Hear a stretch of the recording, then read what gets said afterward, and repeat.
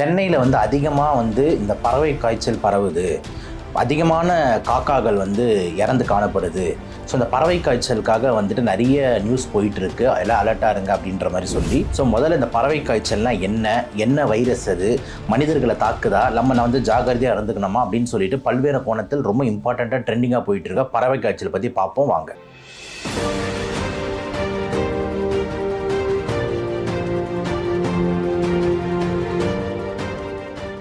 பறவை காய்ச்சல் அப்படின்னும் போது பார்த்தீங்கன்னா ஏவியன் பேர்ட் ஃப்ளூன்னு சொல்லுவாங்க. ஓகேங்களா? ஏவியன்னாலே என்னென்னா ஒரு பறவைன்னு அர்த்தம். ஃப்ளூனா என்னென்னா அந்த வைரஸோட பேர். அந்த வைரஸோட பேர் என்ன அப்படின்னு பார்த்தீங்கன்னா influenza virus. Okay, influenza virus. அந்த இன்ஃப்ளூயன்ஸா வைரஸ் வந்து பறவையில் பரவும் போது அது பேர் வந்து ஏவியன் பேர்ட் ஃப்ளூன்னு சொல்கிறோம். எப்படி வந்து நம்ம பன்னிகளில் பரவும் போது ஸ்வைன் ஃப்ளூன்னு சொல்கிறோம்ல, ஸ்வைன் ஃப்ளூ நீங்கள் கேள்விப்பட்டிருப்பீங்க, பன்னி காய்ச்சல். அது மாதிரி பறவைக்குள்ளே பரவும் போது அது பறவை காய்ச்சல் அப்படின்ற மாதிரி நம்ம சொல்கிறோம். ஸோ ஏவியன் ஃப்ளூ ஒரு ஏவியன் பேர்ட் ஃப்ளூ அப்படின்னு இப்படி வேணால் சொல்லலாம். இதை டெக்னிக்கலாக நம்ம டீகோட் பண்ணி பார்க்கும்போது என்ன அதோட ஸ்ட்ரெயின் அப்படின்னு பார்த்தோம்னா, இந்த பேர்ட்ஸ்குள்ளே பரவ ஸ்ட்ரெயின் என்னென்னு பார்த்தோம்னா H5N1 அப்படின்ற மாதிரி சொல்கிறோம். இப்போ நிறைய விதமான H மற்றும் N வந்து இந்த ஃப்ளூ வைரஸில், இந்த இன்ஃப்ளூயன்ஸா வைரஸில் இருக்குது. இப்போ வந்து எக்ஸாம்பிள் மனிதருக்குள்ளே அதிகமாக பரவுறது வந்து அந்த பன்னி காய்ச்சல். அது வந்து பார்த்திங்கன்னா H1N1 சொல்கிறோம், H1N1. அந்த மாதிரி பல்வேறு விதமான டைப்ஸ் இருக்குது. H1N1, H2N2, H3N2, H3N1, அந்த மாதிரி பல்வேறு டைப்ஸ் இருக்குது. அதில் இப்போ வந்து இந்த பேர்ட்ஸ்குள்ளே பரவுறதுன்றது H5N1. இப்போ உங்களுக்கு புரியுதுன்னு நினைக்கிறேன். இந்த H5N1ன்றது எதை குறிக்குது அப்படின்ற மாதிரி பார்த்தீங்கன்னா, ஹெச்ன்றது ஹீமக்ளிட்டின் அப்படின்றதையும், என்னன்றது நியூரோமெரிடேஸ் அப்படின்ற ஒரு என்சைமை குறிக்குது. இது வந்து மனிதர்களுக்கோ இல்லைனா மக்களுக்கு வந்து கண்டிப்பாக தெரிஞ்சுக்கணுமான்னு கேட்டிங்கன்னா கிடையாது. பட் ஆனால் அது என்ன சார் ஹெச் என்னன்றீங்களா அது சொல்கிறேன். அதோட மூலப்பொருட்களை குறிக்குது. அந்த மூலப்பொருட்களில் ஹெச்சில் 5 எண்ணில் 1ன்னு ஒரு ஸ்ட்ரெயின் வரும்போது அது வந்து பறவை காய்ச்சல் அப்படின்ற அழைக்கப்படுகிறது. அவ்வளோதான்.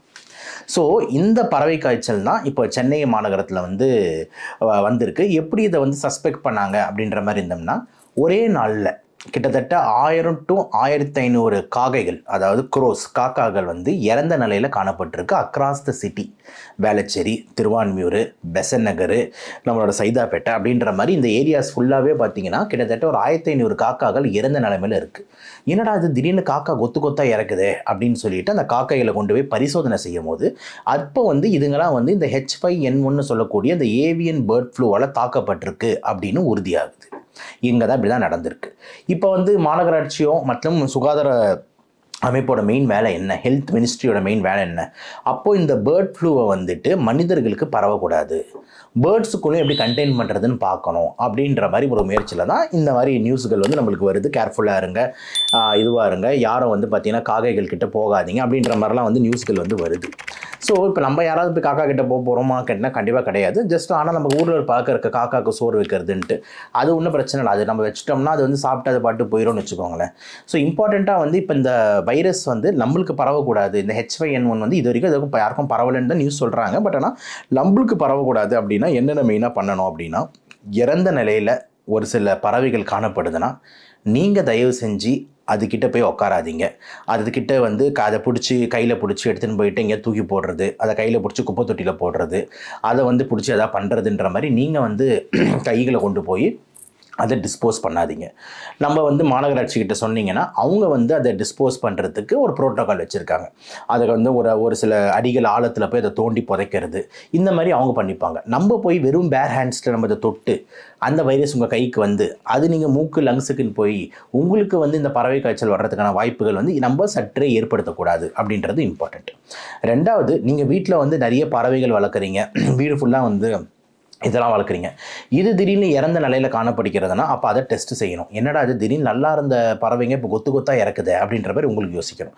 எஸ்பெஷலி யார் அப்படின்னா இந்த கோழி பண்ணைகள் வச்சுருப்பாங்களே, இந்த பவுல்ட்ரின்னு சொல்லுவோம், கோழிகள் வந்து வளர்க்குறது, கோழி பண்ணைகள் வச்சுருக்கிறது, கோழி முட்டை போடுறோம், அந்த கோழிகளில் பண்ணைகளில் வந்து திடீர்னு பல கோழிகள் செத்துக்கிட்டே வருதுன்னா அப்போ கண்டிப்பாக அந்த பறவை காய்ச்சலை பற்றி நம்ம யோசிக்கணும். ஏன்னா காக்காங்க நல்ல ரெசிஸ்டன்ட், அதுங்களே கொத்தாக இறக்குதுன்னும் போது கோழிகளுக்கு பரவலாம், இல்லை மற்ற குரூப்பாக இருக்கிறதுங்களுக்கு வந்து பரவறதுக்கு வாய்ப்பு இருக்குன்றதுனால அங்கே வேலை செய்கிறவங்களாம் கேர்ஃபுல்லாக இருக்கணும். ரெண்டாவது, நம்மக்கிட்ட வரக்கூடாதுன்ட்டு இன்னொருத்தவங்க யார் கேர்ஃபுல்லாக இருக்கணும் அப்படின்னு பார்த்தீங்கன்னா நம்ம கறிக்கடை பாய். கறிக்கடை பாய்கிட்ட தானே நம்ம எல்லாரும் சிக்கன் மட்டன் இதெல்லாம் வாங்குவோம். ஸோ அந்த கறிக்கடை வச்சுருக்கவங்க வந்து ஸ்லாட்டர் ஹவுஸில் இருக்கவங்க வந்து முடிஞ்ச அளவுக்கு ஹெல்த்தியான கோழியாக வாங்கி அதை கட் பண்ணி வந்து தான் ஜென்ரலாக தருவாங்க. பட் ஆனால் சில நேரத்தில் லாப நோக்கத்துக்காக செத்து போன கோழியெல்லாம் ஒரு கம்மி ரேட்டில் வாங்கி வச்சுக்கலாம் அப்படின்னு வாங்கி வச்சுக்கிட்டு அப்புறம் நம்ம பாய்ங்க தெரியும் அதை கட் பண்ணி டப்புன்னு அடிக்கும் போது நம்மளுக்கு சில நேரத்தில் இந்த ரத்தங்கள் திகழ்கள்லாம் பரம்போது அங்கேருந்த வைரஸ் வந்து இவங்களுக்கு இன்ஃபெக்ட் ஆகிறதுக்கு வாய்ப்பு இருக்குது. யாருக்கு? இங்கே வேலை செய்கிற இந்த ஸ்லாட்டர் ஹவுஸ், அதாவது இந்த கறிக்கடையில் வேலை செய்கிற அவங்களுக்குலாம் வந்து பரவறதுக்கு வாய்ப்பு இருக்குது. அப்போ அவங்களும் ரொம்ப கேர்ஃபுல்லாக இருக்கணுன்றது இன்னொரு முக்கியமான பாயிண்ட். அப்போ யாரெல்லாம் சார் கேர்ஃபுல்லாக வந்துட்டு இன்னொரு குரூப் ரொம்ப இம்பார்ட்டண்ட்டாக கேட்குறாங்கன்னா, அப்போ அந்த சிக்கன் அந்த பறவையை நானும் சாப்பிட்றேனே, அப்போ எனக்கு வந்துருமா அந்த பறவை காய்ச்சல் அப்படின்ற மாதிரி சொல்கிறாங்க. குக்குடு ஃபுட், அதாவது ஒரு ஃபுட்டை நீங்கள் குக் பண்ணிங்க சமைச்சிங்க அப்படின்னா பிரச்சனையே கிடையாது. நீங்கள் அதை எப்படியோ நம்ம ஊரில் சிக்கன் சொல்லும் போது அது மேலே மிளகாத்தூள், மஞ்சள் தூள், மசாலா, கரம் மசாலா, மிளகா போட்டு வறுக்கிறது அப்படி இப்படின்னு உப்பு அப்படின்ட்டு எல்லாத்தையும் போட்டு அதெல்லாம் கொதிக்க விடும் போது எல்லா கிருமிகளும் அழிஞ்சிரும். ஓகேங்களா? ஸோ அப்போ வந்து வைரஸ்ன்றதே இருக்காது. அதனால் குக்குடு ஃபுட்டு மூலியமாக இது பரவாது. அதனால் நான் சிக்கன் சாப்பிட்டேனே இப்போ எனக்கு வந்துருமா, நான் வந்து ஏதாவது பறவை சாப்பிட்டேனே எனக்கு வந்துருமானா வராது. ஏன்னா ஒன்ஸ் குக் பண்ணிங்கன்னா வராது. பட் ஆனால் வந்து ஒரு செத்து போன கோழி அப்படியே எடுத்து ராவாக வந்து நீங்கள் அப்படி யாரும் சாப்பிட மாட்டாங்க. அப்படி அந்த மாதிரி தான் வந்து ரிஸ்க் வந்து இருக்குன்றதுனால நீங்கள் கேர்ஃபுல்லாக இருக்கணும். அப்போ டிஃப்ரெண்ட் செக்மெண்ட்ஸ் யாரெல்லாம் கேர்ஃபுல்லாக இருக்கணும் உங்களுக்கு புரிஞ்சிருக்கும். செத்து போன பறவையை போய் ஹேண்டில் பண்ணுறவங்க ரொம்ப இம்பார்ட்டண்ட், அவங்க கேர்ஃபுல்லாக இருக்கணும். இந்த கறி கடை வச்சுருக்கிறவங்க கேர்ஃபுல்லாக இருக்கணும். இந்த கோழி பண்ணைகள் வச்சுருக்கிறவங்க கேர்ஃபுல்லாக இருக்கணும். இந்த கோழி பண்ணைகளில் வேலை செய்கிறவங்க கேர்ஃபுல்லாக இருக்கணும். இவங்களாக தான் மெயினாக கேர்ஃபுல்லாக இருக்கணும். அப்போ நாங்களாம் என்ன சார் பண்ணணும்? நாங்கள் வந்து அப்போ இந்த கோழி பண்ணையை நாங்கள் வந்து என்ன சொல்கிறது, நான் உள்ளே போகலன்னா அப்புறம் நான் அப்படியே விட்டு ஓடிட சொல்கிறீங்களா அப்படின்னா அப்படி கிடையாது. அப்போ உள்ளே போகிறதுக்குன்னு ஒரு சில ப்ரிகாஷன்ஸ் தேவை. கண்டிப்பாக ஒரு N95 மாஸ்க் போடணும், கண்களுக்கு கண்ணாடி போடணும், கைகளுக்கு ஒரு க்ளவுஸை போடணும். எப்படி இந்த கொரோனா டைமில் நம்மலாம் வந்துட்டு ஒரு பர்சனல் எக்யூப்மெண்ட் பிபின்னு சொல்லுவோம்ல, பர்சனல் ப்ரொடெக்டிவ் அந்த மாதிரி போட்டு போகணுமோ அந்த மாதிரி இவங்களும் வந்து அதெல்லாம் போட்டு போகணும் அப்படின்றது வந்து நம்மளோட ஒரு வேண்டுகோளாகவும் இருக்குது, ஒரு அட்வைஸாகவும் இருக்குது. அதை விட்டுட்டு நம்ம கோழி அப்படியே 100 செத்து கிடக்குது, நான் பாட்டு உள்ளே போயிட்டு அந்த செத்து போன கோழிங்களை அள்ளுறேன், அதுங்களோட டாய்லெட்டை க்ளீன் பண்ணுறேன் அப்படின்னும் போது நம்மளுக்கு பரவறதுக்கான வாய்ப்புகள் வந்து இருக்குன்றதால கேர்ஃபுல்லாக இருக்கணும். ஸோ இது எல்லாம் தான் ரொம்ப இம்பார்ட்டண்ட்டான பாயிண்ட்டு. சரி சார், சப்போஸ் மனிதர்களுக்கு வந்தால் என்ன ஆகும் அப்படின்னு கேட்டிங்கன்னா, H5N1 அப்படின்றது எப்படி வந்து ஒரு ஃப்ளூ வைரஸ், அதாவது இன்ஃப்ளூயன்ஸான்னு சொல்லக்கூடிய அந்த வைரஸ் எப்படி வந்து மற்ற ஸ்வைன் ஃப்ளூ, இந்த பன்னிக்காய்ச்சல், மற்ற H3N2 இதெல்லாம் எப்படி வந்துச்சோ அதே மாதிரி அறிகுறிகள் தான் இதுலேயும் இருக்கும். அப்போது அறிகுறிகள் அப்படின்னும் போது அதே ஜுரம், அதே தலைவலி, அதே உடம்பு வலி, அதே இரும்பல் சளி, அதே தொண்டை வலி அப்படின்ற மாதிரி தான் ப்ரெசென்ட் ஆகும். கொஞ்சம் ஒரு சில பேருக்கு சீரியஸாக போகிறதுக்கு வாய்ப்பு இருக்குது. அப்போ அவங்களுக்கு லங்ஸுக்கு போகும்போது ஒரு நிமோனியாவோ, ஒரு நீர் சேர்றதாவோ, ஒரு ஆக்சிஜன் குறையிறதாவோ, ARDS போகிறதுக்கு வாய்ப்பு இருக்குது. அப்போ இதெல்லாம் தான் வந்துட்டு இந்த H5N1ன்றது மனிதர்களுக்கு வந்தால் ஏற்படக்கூடிய பக்க விளைவுகள். அப்போ நம்ம இதை கேர்ஃபுல்லாக இருக்கிறதுக்கு அப்படின்னும் போது பறவைகளுக்கு இவ்வளோ நேரம் நம்ம பேசுனதெல்லாம் நம்ம பாணிக்கணும்.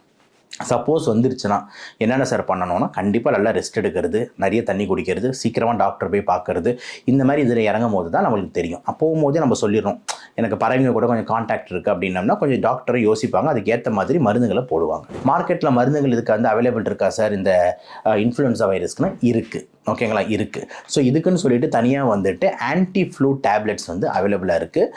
ஒரு இதுக்காக வந்து மிஸ்யூஸ் ஆகிடக்கூடாதுன்ட்டு நான் அதோட பேர்கள் வந்து சொல்கிறேன், எப்பவுமே சொல்ல மாட்டேன், சொல்கிறது இல்லை. அது டாக்டருங்களுக்கு அந்த டோஸ் தெரியும், தேவையான பேஷண்ட்ஸில் அது வந்து அவங்க ஆரம்பிப்பாங்க.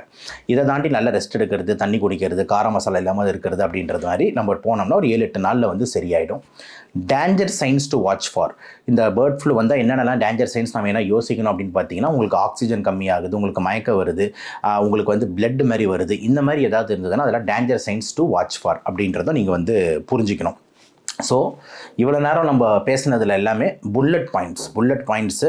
இப்போ சென்னையில் வந்து இறந்த அந்த காக்காக்கள் ஏன் இறந்தது, என்ன காரணம் அப்படின்னு சொல்லிட்டு அந்த வைரஸ் பேர், அந்த வைரஸோட மூலப்பொருள் எப்படி பரவுது, எச்சில் மூலிமா காற்று மூலியமாக பரவுது, எந்த உறுப்பு பாதிக்கப்படுது, நுரையீரல் தான் பாதிக்கப்படுது, அது மாதிரி இப்போ இன்ன வரைக்கும் கேஸ் எதாவது பரவி இருக்கானா கிடையாது. அப்போ யார் கேர்ஃபுல்லாக இருக்கணும், அந்த எந்தெந்த குரூப்புங்க அந்த கறிக்கடையில், கோழி பண்ணையில் இவங்களாம் வேலை செய்கிறவங்க எப்படி கேர்ஃபுல்லாக இருக்கணும், மாநகராட்சிக்கு எப்போ சொல்லணும், நீங்கள் கையால் போய் தொடக்கூடாது அப்படின்னு சொல்லிட்டு எல்லா கோணத்துலையும் இந்த பேர்ட் ஃப்ளூ அப்படின்னு சொல்லக்கூடிய H5N1 பற்றி பேசியிருக்கோம். ஸோ இப்போதைக்கு ரொம்ப இம்பார்ட்டண்ட்டாக போகிறதுனால உடனே இந்த காணொலியை வந்து உங்களுக்கு கொடுக்கணும் அப்படின்னு சொல்லி கொடுத்துருக்கோம். ரொம்ப யூஸ்ஃபுல்லாக இருக்கும்னு நினைக்கிறேன். முடிஞ்ச அளவுக்கு ஷேர் பண்ணுங்கள், முடிஞ்ச அளவுக்கு எல்லோரும் பாருங்கள். ஏன்னா நான் நிறைய வீடியோ கஷ்டப்பட்டு போடுறோம், ஒரு சில வியூஸ்லாம் வந்து ரொம்ப கம்மியாக இருக்குது. நிறைய பேர் வந்து அறிவு சார்ந்த விஷயங்களை வந்துட்டு ஏன் வந்து ஆதரிக்க மாட்டேன்றீங்க அப்படின்னு ஒரு சின்ன வருத்தம் இருக்குது. தயவு செஞ்சு வந்து முடிஞ்ச அளவுக்கு எல்லாருக்கும் வந்து பண்ணுங்கள், சப்ஸ்கிரைப் பண்ணி பாருங்கள், நோட்டிஃபிகேஷன் நோட்டிஃபிகேஷன் ஆன் பண்ணிக்கோங்க. ஸோ தட் இந்த வீடியோஸ் வர்றதெல்லாம் உங்களுக்கு வந்து தெரிய வரும்.